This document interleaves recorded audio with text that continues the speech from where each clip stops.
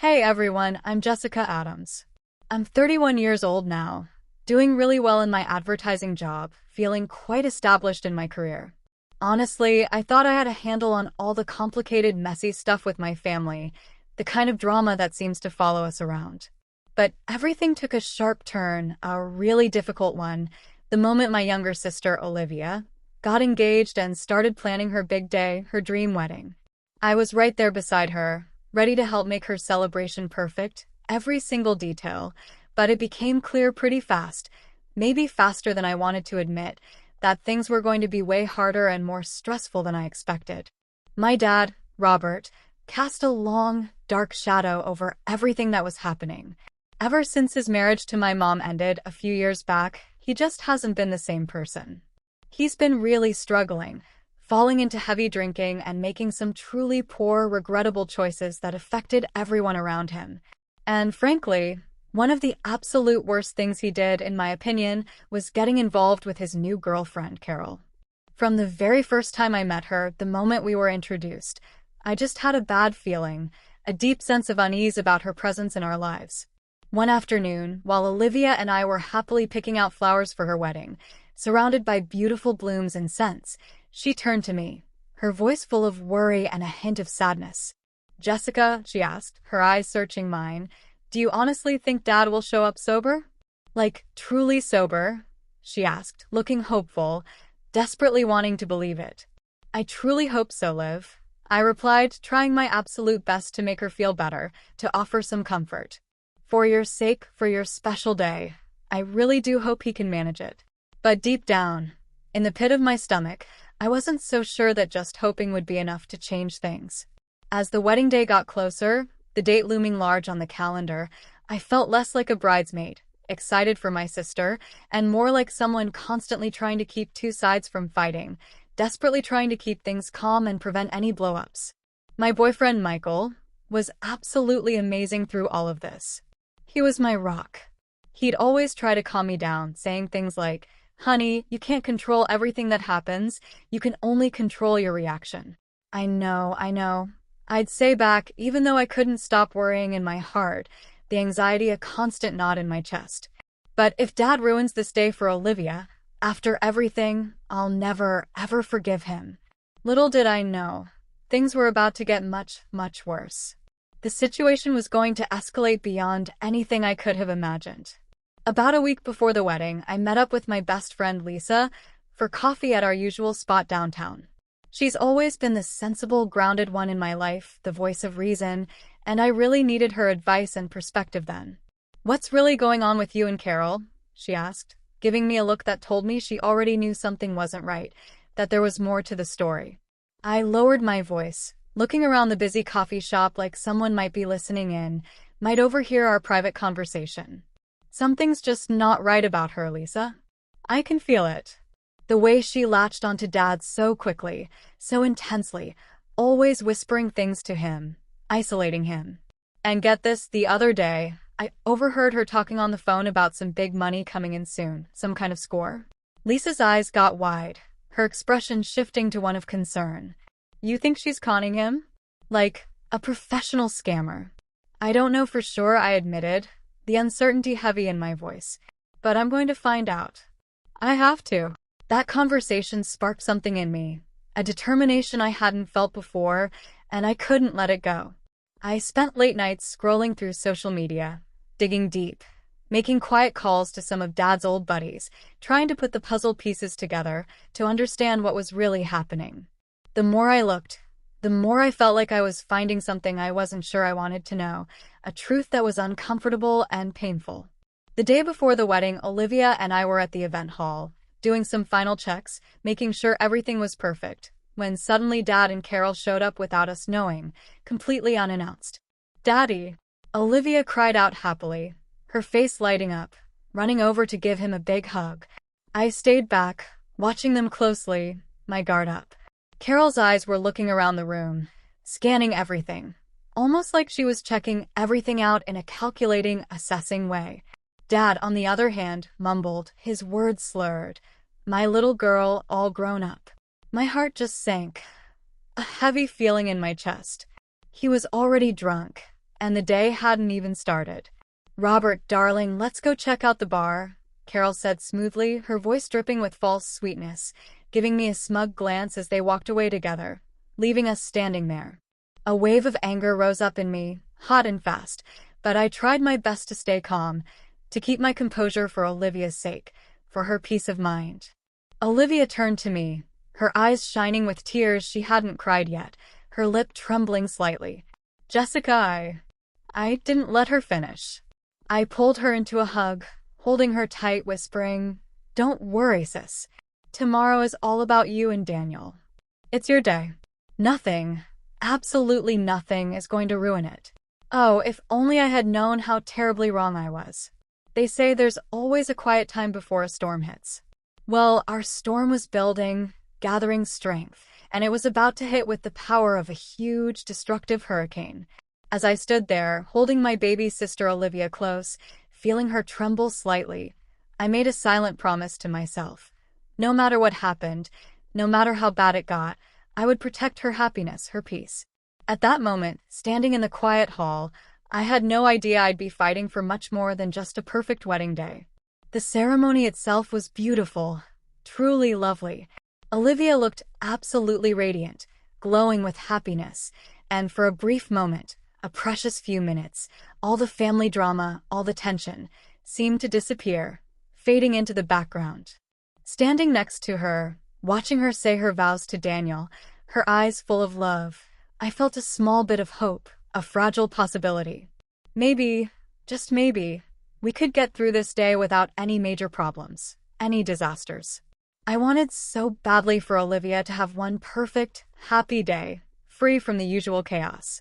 But that fragile hope was shattered the moment we walked into the reception area. The atmosphere shifted immediately. I saw him almost right away, Dad, standing by the bar, already drunk, his movements unsteady, with Carol holding on to him tightly, like a lifeline, like she owned him. My heart sank, a familiar heavy feeling. "You okay?" Michael whispered, coming up beside me, sensing I was uneasy, my body tense. "I have to keep it together for Olivia," I mumbled back, forcing a smile, trying to project a calmness I didn't feel. But deep down, I knew it was only a matter of time before something went terribly, horribly wrong. As the night went on, the tension in the room became almost unbearable, thick in the air. Dad's laughter got louder, more boisterous, his movements more and more clumsy and unpredictable. Carol's eyes kept looking around the room, scanning everyone and everything, a strange, unsettling shine in them that made my skin crawl. Something wasn't right. I could feel it in my bones, a growing sense of dread. "Jessica, Dad's making a scene," Olivia whispered, coming up to me, her voice full of worry and embarrassment. "I'll handle it," I said, trying to sound confident, trying to project control. I walked over to where Dad was attempting a very unsteady dance move, stumbling and laughing like nothing in the world was wrong. "Dad, let's get some fresh air, okay? Step outside for a minute," I suggested, trying to stay calm, to keep my voice even. "Nonsense," he slurred, waving a hand dismissively.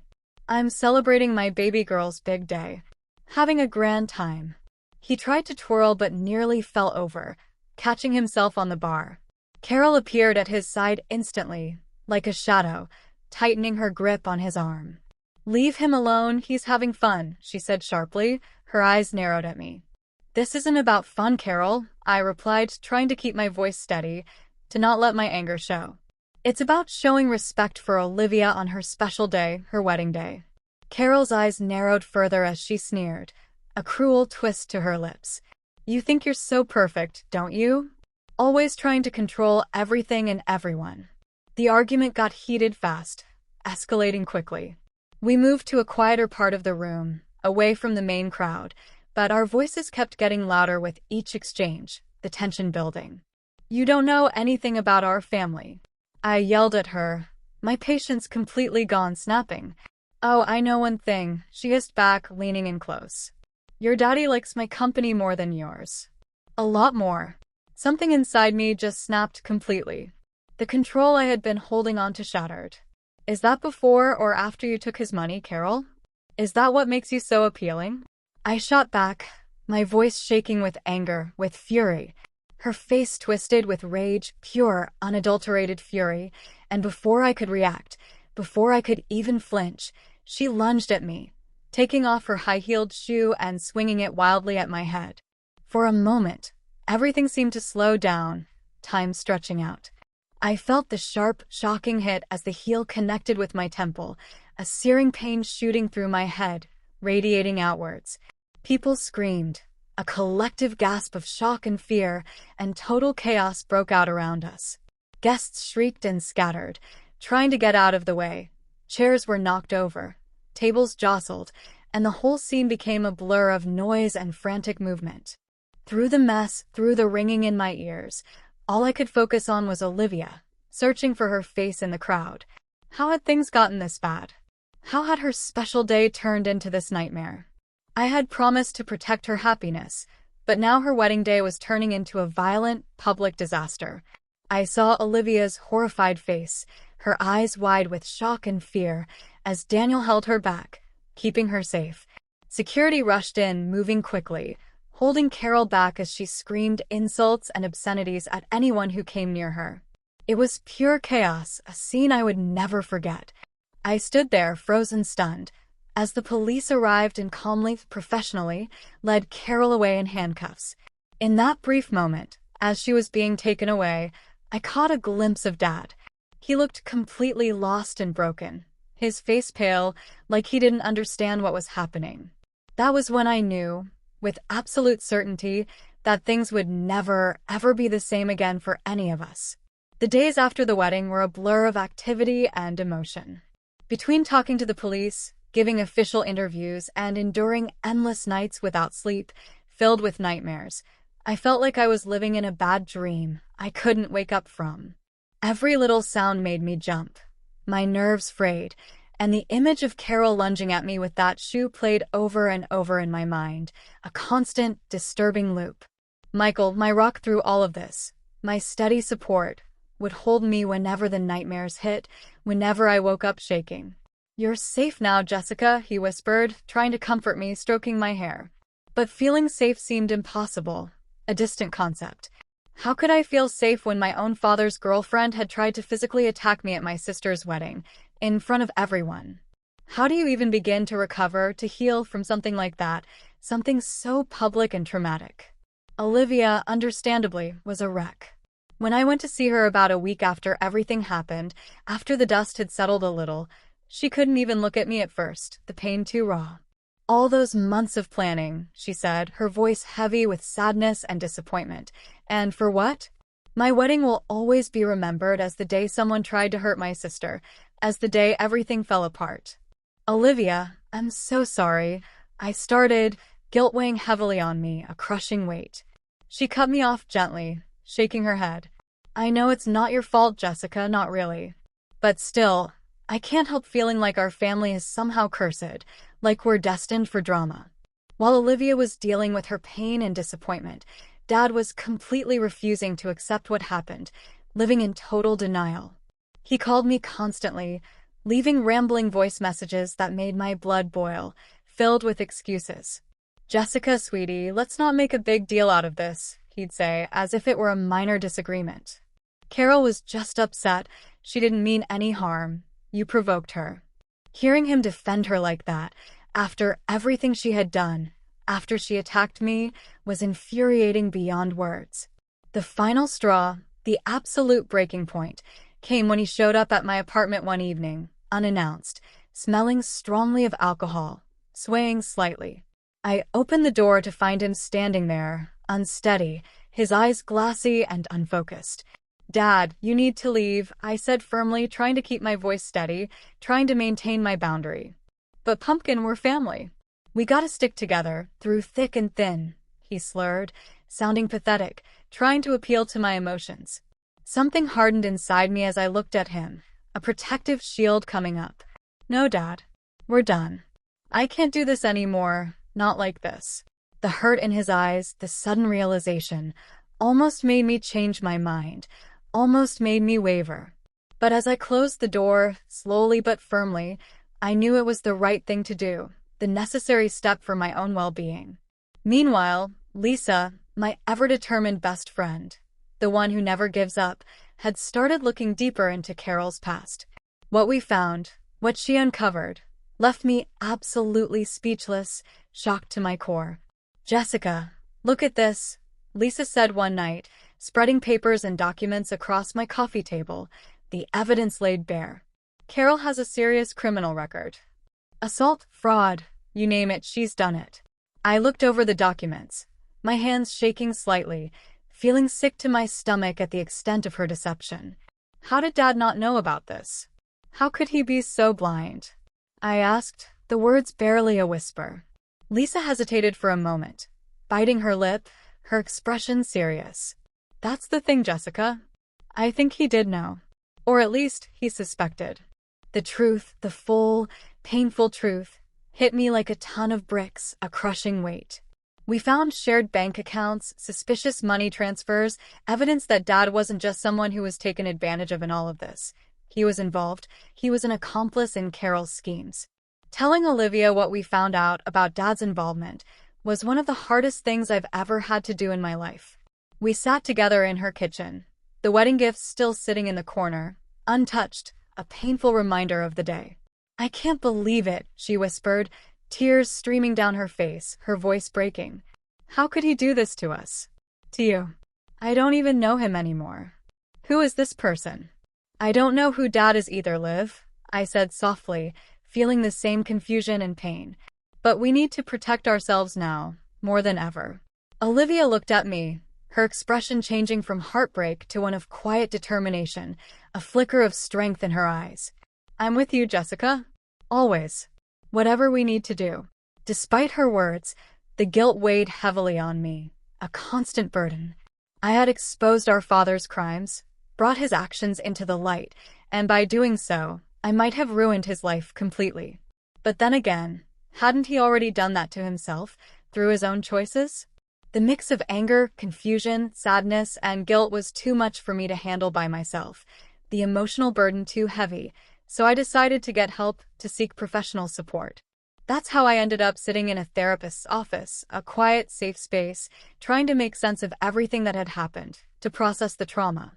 "Jessica, it's completely normal to feel conflicted," my therapist, Dr. Chen, reassured me during one of our talks, her voice calm and understanding. "You've been through something deeply traumatic. You're grieving the loss of the father you thought you knew, the man you believed him to be." I stared down at my hands, clasped tightly in my lap, feeling torn, unsure of my own emotions. But shouldn't I hate him after everything he's done?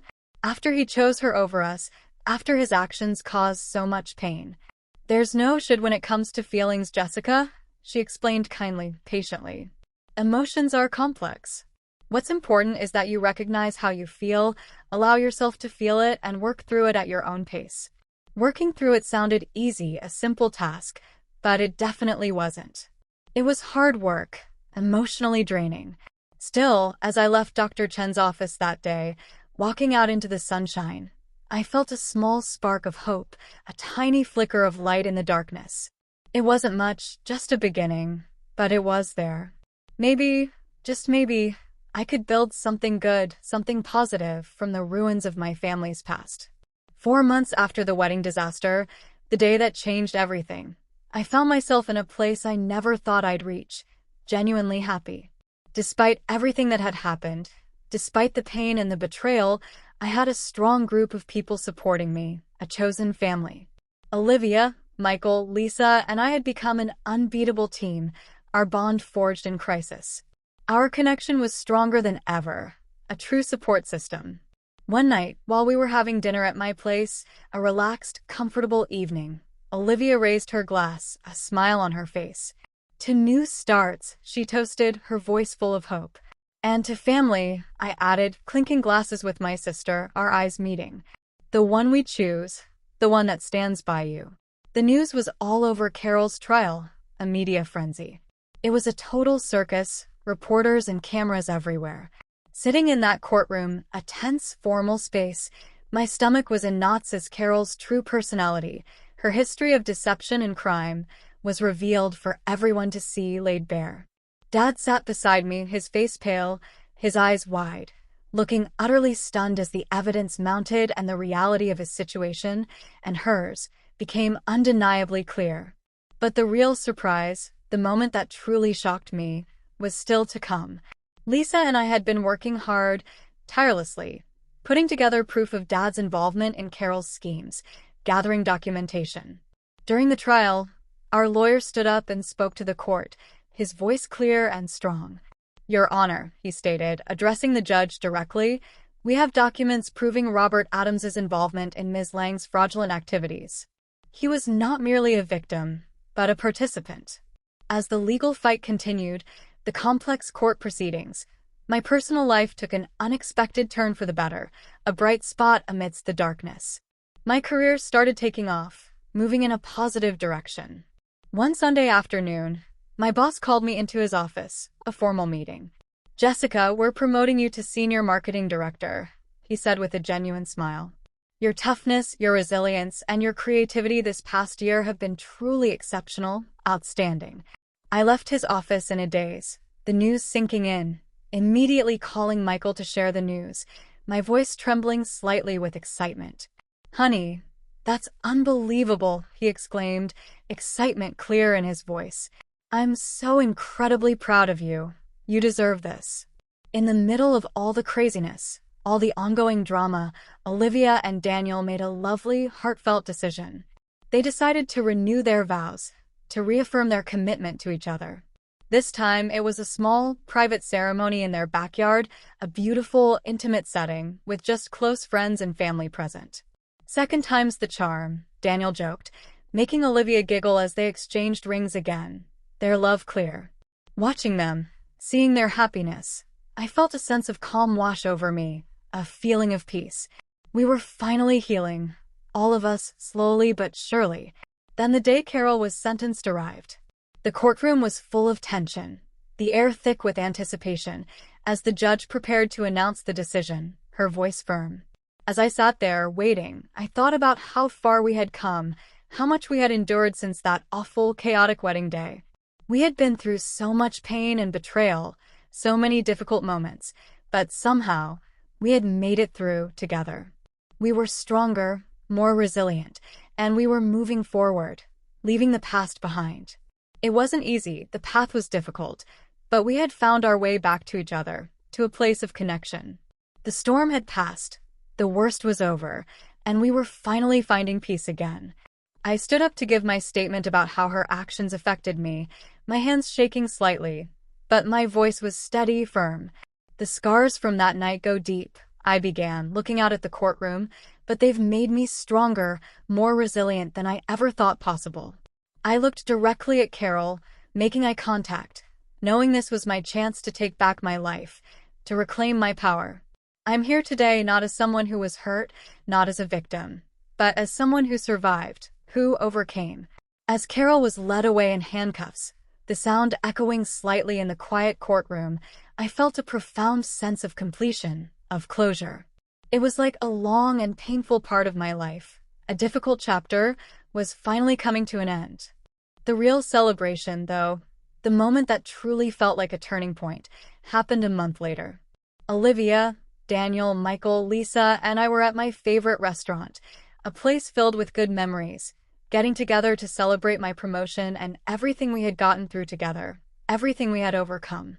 To Jessica, Lisa raised her glass, her smile wide and genuine. "The toughest, most resilient person I know." I couldn't let her finish without adding, raising my own glass, "To all of us." I looked around at the faces of the people who had supported me, who had stood by me through the hardest year of my life, through all the chaos and pain. For showing that family isn't just about who you're related to by blood, but about being loyal, about being there for each other, and about love. As we laughed and shared stories, reminiscing about the past year, I felt something shift inside me, a lightness I hadn't felt in a long time. I realized how much was different, how much I had grown. The past year had felt like a bad dream, a nightmare I wanted to wake up from, but in a strange way, it had also been a gift, a difficult lesson. It showed me who truly mattered in my life. It taught me how strong I could be, even when I felt weakest, and it gave me the courage to get rid of the negative, toxic influences in my life, to set boundaries. Sitting there, surrounded by real love and genuine happiness, I knew that this was my happy ending, my new beginning. It wasn't perfect, and it came with its bumps and bruises, with its scars. But it was real, it was authentic, and that made it beautiful. For the first time in a long time, I felt truly hopeful about what was coming next, about the future. I was thankful for the family I had found, the one I chose, and the strength I had discovered within myself, a strength I didn't know I possessed.